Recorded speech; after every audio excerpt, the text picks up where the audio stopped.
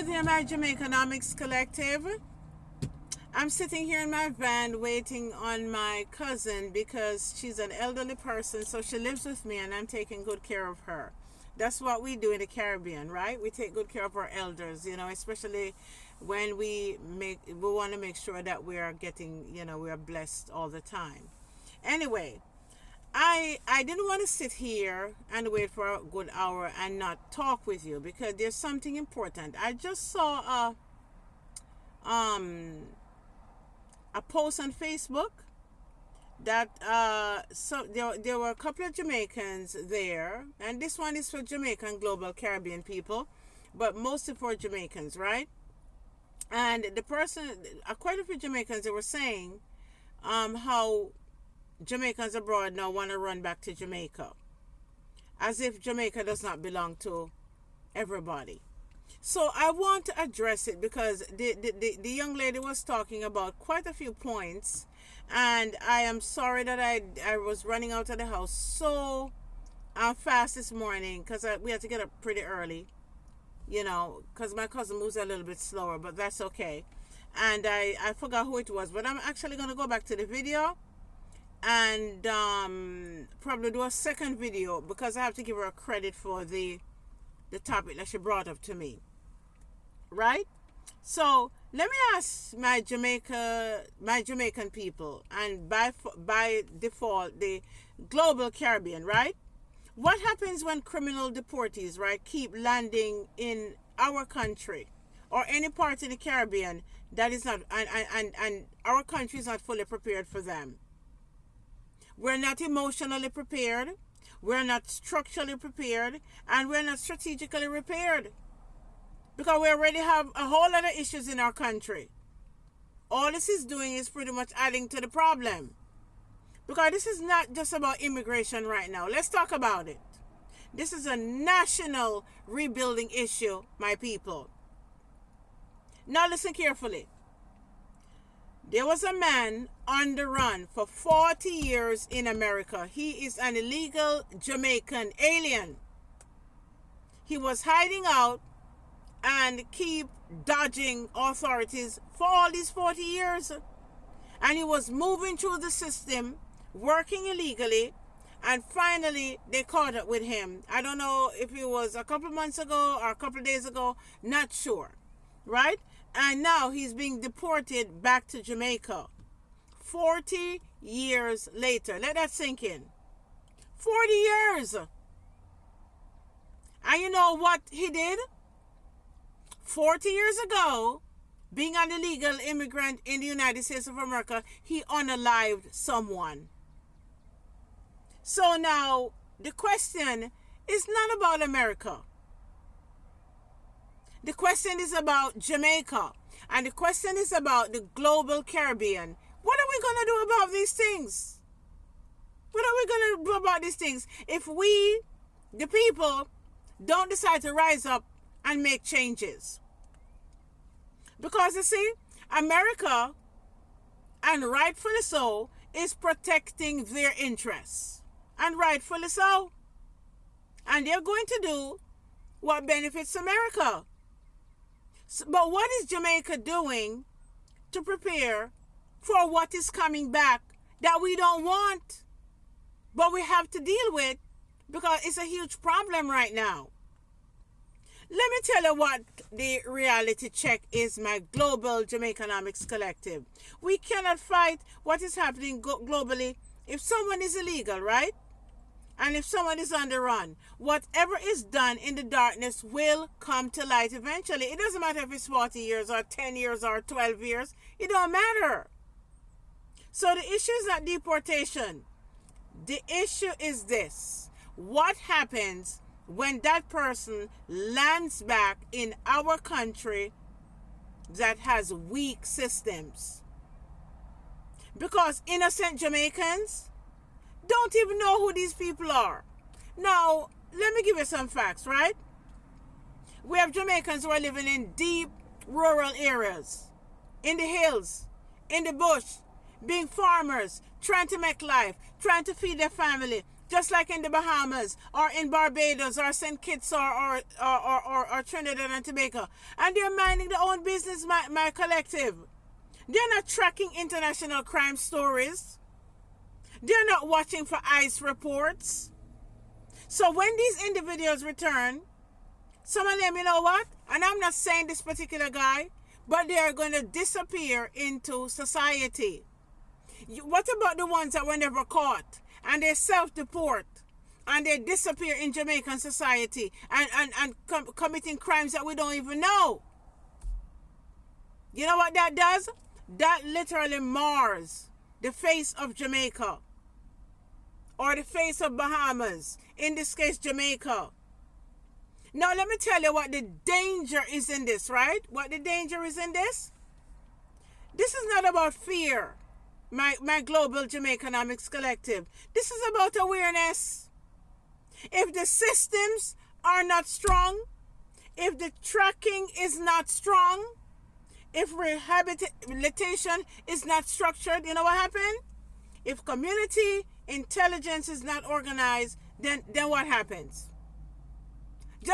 Just stop for a moment and think, what happens, my collective?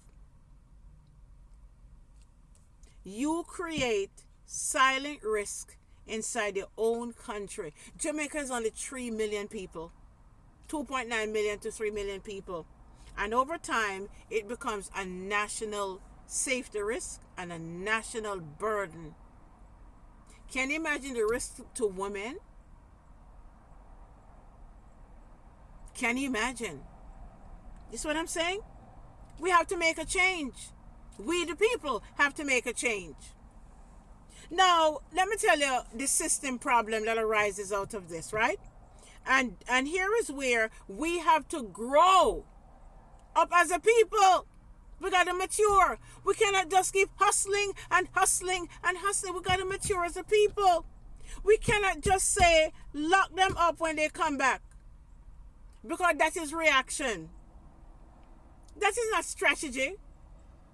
That is not nation building at all. That is not long-term thinking. That's a temporary band-aid on a huge problem. Because let me tell you something. If this continues, especially when people self-deporting and you don't know their history, Jamaica, and by default the global Caribbean, will become a receiving ground for these criminals without preparation. And he was caught. What about the criminals that were not caught? And most of us as Jamaicans, we are law-abiding citizens. And that, my global Jamaicanomics collective, is a dangerous thing. Let me tell you the turning point that needs to be made. Jamaicans abroad. I'm talking to you. Jamaicans in Canada, United States of America, Australia, and England. Come to the front of the line. Let me talk to you. We cannot stay disconnected anymore, because we have skills, we have systems knowledge, we now have global exposure, we have structure, and we have discipline. This is what the global Jamaicanomics rebuilders have that are over 40. And now Jamaica needs more than remittance. Jamaica needs more than barrels. Not spectator talk. Not commenters. We need builders. Here is my call to the diaspora. I'm not saying that everybody must move back permanently. It's not what I'm saying. So don't get it twisted. No. But what I'm saying, what if you come back part-time? What if you come back for a month or 2 or 3 or a year, depending on your circumstances? But I'm just saying, do something. Because if we don't, life is still going to go on. More criminals are going to come, because they know that America is structured. America have cameras everywhere. America have social security systems. America, you have your ID, they can track it. Jamaica doesn't have all of that. We're leaving if we don't do it. You know what happened, my collective? We're leaving Jamaica and the global Caribbean to deal with global consequences, and we know it. We already have those issues in our own Caribbean islands. And they're not going to take on all this burden unnecessarily, and they're not coming back to commit something good to the country. They're coming to feed off the people and the land that you work so hard for. And you sit down in America and England and Canada working hard. Today I'm sitting in my van waiting on my cousin. I have a little folding chair. I was going to come out and sit outside and enjoy the sun. It's cold. It's 32 degrees. Here is what I would like to ask you. And let me make this very clear. This is not about politics. I am not PNP. I am not JLP. I am Kingdom. This is not about a party. This is about your power. Taking our power back as a people. Because no country in the world survives by outsourcing its responsibility. Here is my closing argument for this whole thing, because this thing made me very concerned. So I'm going to leave this with you, my global JAMAICANOMICS collective. America will always protect America, and rightfully so. The question is, are you going to come back part-time or full-time or whatever you choose to help protect Jamaica, and by default those from the global Caribbean? Because guess what? Deportation is going to continue. There's a lot more criminals, and everybody that's illegal is not a criminal, but there's a lot of them hiding. Exposure will continue. Global systems will continue, whether or not we do anything. But if Jamaica, and by default the global Caribbean, does not prepare, then Jamaica will always be reacting. Bahamas going to react. Barbados going to react instead of leading. And that is why this is not just a news story. This is a national rebuilding moment. This is an opportunity for all of us to make a decision.